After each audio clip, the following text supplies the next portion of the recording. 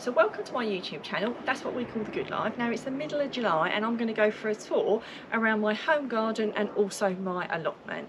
So if you've not already subscribed to my channel, if you could please do so, because you'll get lots of helpful hints and tips all throughout the year from my home garden, my allotment, and from time to time my home kitchen. Now we're going to start off here in my home garden and then we're going to head up to the allotment and we're going to see how everything's been getting on. Now for a lot of people this year it's definitely been very challenging, so we could compare how everything's doing to see whether yours is doing better than mine or mine is doing better than yours, and hopefully we'll have some top tips for each other and we'll be able to help each other along the way. Now starting off here on my patio, I've got some Cape gooseberries here. So these are looking quite lovely. I grew them once before but not very successfully. So it's going to be, I've got them in various places. I've done what I would call a Monty Don in the fact that I've done it several ways to see what's going to work best. I've got some in pots, some in my greenhouse and some up the allotment. So I'll either have loads and I'll be completely overrun, or I won't have any at all. I haven't got any bloom at the moment. I'm really hopeful that we start to get some soon. I've been putting tomato feed on them and I hope that's the right thing to do because I'm trying to encourage bloom. I've got a chilli pepper here. And while I've got some little buds on it, I've not got any chilli peppers yet. I've got to say that I do feel that my peppers are really struggling this year with the weather that we've had, where it's been so up and down. I don't know how anyone else's is getting on. My parsley, on the other hand, is doing absolutely fantastically, and absolutely, I can't complain about that at all. And my other herbs, my chives and my thyme, they're doing quite well. As we move over, my aubergines are definitely behind, apart from struggling to stop the snails from eating them. They've just not grown as quickly as they would normally grow, and one of them in particular, the slugs still won't leave it alone, but it's still trying to grow. I have got some little buds on them, and I'm hopeful that I will be getting some soon, but normally the plant's much bigger than that. So I've been feeding it a lot, so if you've got any, I would definitely be feeding them quite regularly, at least once a week, because they are hungry plants at the best of times, especially so this year with the challenging weather that we've had. I think they are much better for warmer conditions, and I normally grow them ridiculously well here, but this year they are a little bit slow coming, but I'm sure I will get some aubergines, but normally I'm overrun. And the tomatoes are doing quite well. But this time last year I was harvesting quite a lot of tomatoes already. What I will say is last year it was unseasonably hot. So incredibly hot and dry compared to what it is this year. So you're not exactly comparing like for like. You know, what we should have is probably something in the middle of what we had last year and what we've got this year, where it has been really quite cold and chilly at times, and it's just the tomatoes and things like that just aren't liking it. That being said, I've got a couple of tomatoes on there, and that one's definitely ready to pick, so I might as well take that one off. It's only one, my first tomato I might add of the season. That's a Tigerello. I love growing all different types of tomatoes because obviously it adds to the colour on your plate, and I like making lots of tomato sauces with them. I'm not sure how many tomato sauces I'm going to make this year, but I'm sure I'll definitely make quite a few. And I've also found that I just don't feel that the tomatoes are forming quite as well as they normally do, but it is only July. I think a lot of us have a high expectation of thinking that tomatoes come really early, and the reality is they actually don't. They take a lot longer to fruit than we actually think they do, unless you buy some plants that have already been started off from a garden centre, whereas all of mine, all but one, I started off myself from seed. So as you can see, the peppers are definitely not looking their best, but I do have a little pepper growing there, but it is only Diddy, and I have fed these quite a lot, but I just think it's just been too cold for them, which is a real shame. But hey, like I say, it's only July, so let's hope that they're going to do a little bit better. So let's pop through here. So I have lots of corn. Now that looks like it's doing really well. I kind of squeezed it in, as you can tell here. I didn't want to have it up at the allotment because we just have terrible trouble with badgers, and when I mean terrible trouble with badgers, they'll eat everybody's corn on the whole allotments that we've got. So I decided to grow it here. This is meant to be the mini variety, which I've never ever grown before. So we've got loads and loads of leaves, so we just have to see what we actually get. And what I will say is my strawberries have been the best strawberries I've ever had. So I don't know whether it was the rain that caused that or what, despite them being completely overshadowed by the hollyhocks. I have had the best strawberries I've ever had of these strawberries here. So there are some things that are definitely flourishing, and actually the corn looks pretty good, to be fair. So we'll see what we get with that. And my sweet peas, although not edible, have been an absolute delight. grown taller than me, and they have such a beautiful scent. I've been having cut sweet peas in my house for weeks and weeks now, and they've definitely been something that's doing really, really well. Now let's head on into the greenhouse. So I've got quite a lot of tomatoes on here, and they are showing signs of ripening. So I have got a few, as you can see, that are just starting to ripen. I did do a video on it to speed up the ripening process, is to remove the lower leaves below the completed trusses, which I've just started to do. But I don't know how anyone else has found it, but it's actually been taking quite a while to have any completed trusses to even be able to do that. But I have now got that, so I have removed some of the lower leaves, so I'm hoping that ripening is going to start to happen quite soon. So in here I've got quite a lot of tomatoes which are doing quite well. We just got to wait for them to ripen, which I'm sure they will very soon. One thing that is doing incredibly well are my cucumbers. Now these are just lunchbox cucumbers, so they're only meant to be probably half the size of that. Now these are definitely doing absolutely amazingly. I don't know if anyone who follows me, I've grown the lunchbox variety for a few years now. I find them just so incredibly reliable. I've grown a few different varieties. These ones are Nimrod, which I find very reliable. You don't have to. They don't have to be. You don't have to worry about the different types of male and female flowers and pollinating and all that kind of thing. They do it themselves. So the F1 Baby is another one which I would recommend, because I know a lot of people have issues with cucumbers not forming. They start to form and then they die off, and also being bitter as well. So again, that can be with the more the varieties where you need to know what you're doing with the blooms and with pollination and everything. But the good news is with these, you don't need to know what you're doing, so perfect for me. As you can see, absolutely a bumperful amount of cucumbers on there. So they are definitely not suffering because of the weather. They are doing absolutely fantastically. So that's my home garden. Let's head up to the allotment. So I'm now up at the allotment, and I hope you're as excited as I am, because I'm going to be having a wander around. I'm going to see how everything's doing, and we're going to harvest a few things along the way. So if you get value from this video and you've really enjoyed it, you can do something called Buy Me a Coffee. There will be a link up on the screen and one in the description, and that would be really awesome. But if all you can do is subscribe, like and comment, I would still be more than grateful. So let's move on to how the allotment's looking.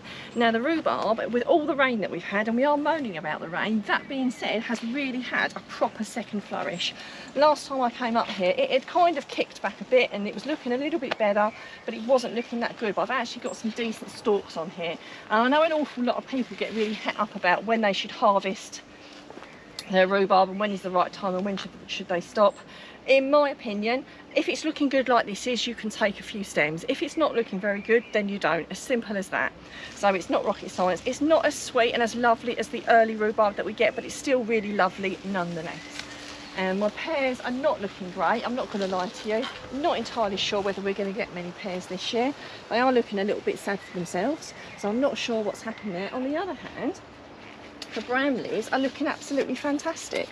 Absolutely glorious. I'm never too sure when to harvest these. If you look in any of the books, they all suggest that you need to harvest them quite late in the year, but if I waited that long, all my bramley apples would be on the floor and they'd be rotten by now. So I've already been picking up the ones that have been dropping on the floor, and I plan to make myself a lovely tray bake, because I've got a few more at home where others have dropped off over the last week or so. And I probably in the next month or two will start picking those off, because like I say, if I leave them on there, I've done it before, and if I wait until August, I'll go away for a week, I'll come back and they'll be on the floor and they'll be rotten, and that would be a real shame. So if anyone knows any of the logistics of bramley apples and has a better insight than I do, it'd be really lovely to hear your thoughts on that. Now let's wander around. So one thing I have already done is I've picked a few raspberries off. I've got to say, I don't think my raspberries are going to be my best haul yet, but I do have to say that, as you can see, my raspberries are a little bit unkept. I don't cover them, so the birds do help themselves a little bit. So they are a little bit, I've always been a little bit up and down. Some years I get more than others. And the funny thing about raspberries is as if they hide from you. I've been up here already today and I've already picked quite a few off. It was one of the first things I did when I came up here. And I've got to admit, I did eat a few as well. Let's not tell the cameraman. But yeah, but they kind of like really hide. So you have to have kind of like your raspberry goggle glasses on to find a few more. You really have to like lift up the branches and move things around I guess I should probably support them a little bit better. It's good if you can cover them, but mine are so spread out amongst quite a few areas. It's quite hard for me to do that. So you just have to kind of like move them around quite a bit because they do hide underneath things quite easily. But that's not too bad amount of raspberries, and I've probably got about an equal amount of that from the last time I came up here, so I'll be able to make a nice little compote or something with those. So it's not too shoddy. So the cherries, I did only still get a handful, but I still did get a few, which is more than I normally get. So the netting obviously worked. The blackberries, well, I'm really not sure. Normally these are absolutely amazing, and I don't know whether it's been the weather or what's happened here, but they're definitely not looking as good. That being said, you never know, in a few weeks time they might bounce into life. The wild ones, on the other hand, are looking amazing. When I walk up here through the country lanes, the wild blackberries are looking absolutely wonderful. So I do wonder whether it's just mine this year. This apple tree here is looking absolutely fantastic, and I can't remember the variety, which is a little bit embarrassing. I do still need to take these little ones off. I think last time I did a video I said the little ones need to come off, and I've not done it yet. That being said, some of them have grown really quite large, so this is probably the best this tree's ever looked. So even though I've had some weird weather, some things are doing really, really well, some things are doing not so well. Now, I've never had good apples off this tree, so the bizarre weather might have just kind of tricked it into doing something good. It was like my strawberries. I've never had good strawberries off those plants, and this year I had the best strawberries ever. So my gooseberries are already off, hence the netting's off, otherwise the birds will eat them quicker than I can get to them. My onions have started to flop over. I don't think they're too bad. Onions are really funny. Often when they're in the ground they never look that good, but when you dig them up and you actually get them home and you start to dry them out, they often don't look too bad, and I think it's going to be one of those. But I have started to flop over, and once they start to flop over, that's the time when you can lift them. Those are my carrots that I sowed only a couple of weeks ago, and obviously there's a lot of weeds there as well because we've had a lot of rain, but the carrots themselves are actually, they've germinated really well. The parsnips, I still don't think I've got one flipping parsnip that's germinated, or maybe a couple. That might be one there, and that might be one there, but parsnips are definitely not germinating very well. So I have got the odd ones in there, but I've got more weeds than I've got parsnips, but we'll just have to see. Potatoes, on the other hand, are doing absolutely fantastically. I literally can't complain at all. The rain has definitely helped bring my potatoes on a lot quicker than they normally would. And what I've been doing, I know a lot of people say, oh, how do I store my potatoes? Well, this time of year I dig them as I need them. That being said, what I've been doing with my new potatoes is I've been digging about a week's worth, boiling it, and then either eating them cold or then just like reheating them or frying them up and doing that. And it's kind of like quite a good way of doing it, and then you haven't got lots of prep for lots of days. So wash them all in one go, cook them all in one go, and then you can just gradually eat them over the course of a few days. So that's my top tip with those. Otherwise you're up here every 5 minutes getting them, and they can sometimes go green, and we don't want that. So the fennel, I think, again, because the weather has been quite mild, because it has a tendency to bolt, is actually doing quite well. So only time will tell how much these are going to swell out, but they're not doing too badly at all. So, and the spring onions as well, I typically struggle with spring onions, but these are ready to pick. These are looking quite good, so I'm quite pleased with those. And my first year of growing blueberries has been really, really good. So I've kept the netting on because I'm sure if the birds had half a chance they would have them, because they are absolutely delicious. But a few are ripening, as you can see. They don't ripen all in one go like black currants. I'm literally in here every few days picking the right ones off and taking them home.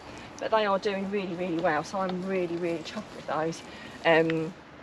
So that's definitely a success. I have nothing to gauge that on because I've never grown blueberries before, so I don't know whether they're doing better or worse given the weather we've had this year. I've got some more potatoes here. I just wanted to lightly touch on dieback and blight, because a lot of people get confused about it, and we all panic when the word blight's mentioned, me included. So dieback looks more like this, or even dieback or a deficiency is more yellowing, mottled brown. That is what I would consider natural dieback. Blight, although it's not always really easy to tell the difference between the two, people don't get it as much as they think they get it for a start. And generally speaking, you will get a perfectly healthy plant, so that's not what I would call dieback. If you were to get blight, you would get what I would call a perfectly healthy plant like this, and it would suddenly get great big brown patches on it. And when I mean great big brown, I mean great big brown, and it will grow quickly. it won't be a gradual thing. Once blight takes hold of your potatoes or your tomatoes, it's generally not a slow process. It happens quite quickly, and you will most likely know if you've got it. And if you do think you've got it on your potatoes, then just cut them off from the stems. Just cut the stems off, and hopefully the tubers will be okay. There's no guarantee, but you just have to hope for the best with that. So let's move on to something more positive rather than blight. But I just thought I'd mention it because I know a lot of people have been worrying about the weather. Here in Kent, it hasn't been humid enough for that. Oh wow. Goodness me. Now I come up here every few days, and we've just had a little bit of extra rain over the last couple of days, and what were tiny little courgettes, they've just absolutely almost turned into marrows. So I think there's going to be a chocolate courgette cake happening, and some of my friends are going to be getting some treats over the next few days, because that is absolutely amazing.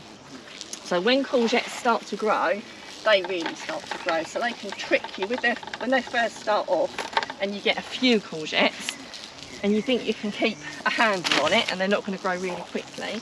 All of a sudden it's like they get this bounce of energy, like supercharge, and they all bounce into life. So that's my traditional green courgette. I mean, they are just so versatile. I love them in stir fries and things like that. I've got a fantastic chocolate courgette cake on my YouTube channel if you want to go through my videos. In fact, I'll try and get my my cameraman, my husband who does them, to actually put it in the description. The chocolate courgette cake is absolutely fabulous. I make it at least once a year. Everybody loves it. People that don't like courgettes don't even know there's courgettes in there. I promise you, they just melt in. They're absolutely wonderful. So it's one way of getting some extra vegetables in your diet. And I'm not entirely sure of the health consequences of it, because obviously it does have a lot of sugar and a lot of other things, but yeah, they've got absolutely bananas. I've got some twisted up underneath there, which I'm going to have to pull out later. So with courgettes, you just pick them when they're at the right size. If I'm honest, that's far too big. You want to be getting them off when they're a little bit smaller, a bit more like that. But sometimes, like I say, they just absolutely storm away, and they grow really, really quickly. So as we move over, I've got squashes and pumpkins over here. I've got a real mixture. If I'm honest, I did label them up, but they've grown so big now, I can't tell what's what. So I've got some really big ones coming along there. That is undoubtedly a spaghetti squash, I'm quite sure of that. Over there, and I've definitely got some potato squash over here, which, if I can find them, that is not potato squash. I think that is Turk's turbin, but it's not developed properly yet. That is potato squash in there, as you can see. So none of these are ready to eat now. So squashes, you have to wait for them to ripen. So that's the big distinct difference between a courgette and a squash. A courgette you pick when it's the right size, and you keep picking them continually throughout the season. Squashes, they form and they ripen, and then you eat them then. So typically the earliest would probably be September, and I harvest most of mine around October, Halloween time. Occasionally they can ripen a little bit sooner, but these all need to be a different colour for them to be ready to eat anyway, so they're not ready to harvest yet. So let's move down to the rest of the plot. So that's my Cape gooseberries up at the allotment. They're a little bit further ahead, but I still haven't got any blooms on them. But they're looking pretty good. I don't know what the expectation of when I can expect bloom is, to be honest, but hopefully not too long. Those are some cabbages which have not long been in. They need weeding, like everything needs weeding. So I had kept everything reasonably well weeded. But with all the rain that we've had, it's actually run away with me. So I've got some lovely kale underneath here, which I'm going to harvest some, because I've got a lovely salad that I'm going to make when I get home. So this is doing really well. I'm going to have to probably rejig my coverings, because everything's getting bigger than the coverings, which is a good problem to have, isn't it? I've got two types of kale. I've got a Cave Nero and I've got the curly cow. I like both. The thing I love most about the curly cow is making crispy kale. I absolutely love it. And today I'm just going to take some of this, because I found a lovely recipe on Facebook of a lovely vegetable salad recipe. I made some vegetable falafels the other day, which I'm going to cook up, and I'm going to put some kale with it. So this is actually, even though it's growing quite well, I haven't actually harvested any, because at the beginning for a while it just wasn't growing very quickly, so I was letting it catch up a little bit, and now it seems to have more than caught up. Now obviously I double net. I think I probably spoke about this before, because the white cabbage butterflies will get in there, the white flies will get in there, and although nothing's 100%, I put a bit of environment mesh over and I put a bit of the scaffolding net over. I find it works really, really well. I will fasten that down better later. So if you want any of these things, we do have an allotment shop, and there will be some stuff in the description, and there will be something up on screen for some of the scaffolding net, because as you can see, I use it quite a lot on my plot. So as we move down, I've got some fabulous wildflowers. I've never had a big full area for wildflowers before, but because my father-in-law wasn't able to keep his part of the plot on, we decided to give a little bit back to nature. And nature has been a bit uneven, and we've got loads of nasturtiums over here and loads of different ones over flowers over there, even though we very much scattered all our plants. So I'm going to cut some of these flowers. These are not wildflowers, these are statice, and I planted these especially for taking home to put in vases. If you've never grown statice before, they just flower for ages and ages. They're beautiful to have at home. They're also lovely to give as gifts, so I will cut some of these later. Let's take a few off now, but as you can see, they're lovely. A lot of people dry these, so they are really lovely, and some like the artisan florists use these and absolutely charge a fortune, and they are really quite easy to grow. So I will cut a few more of those later.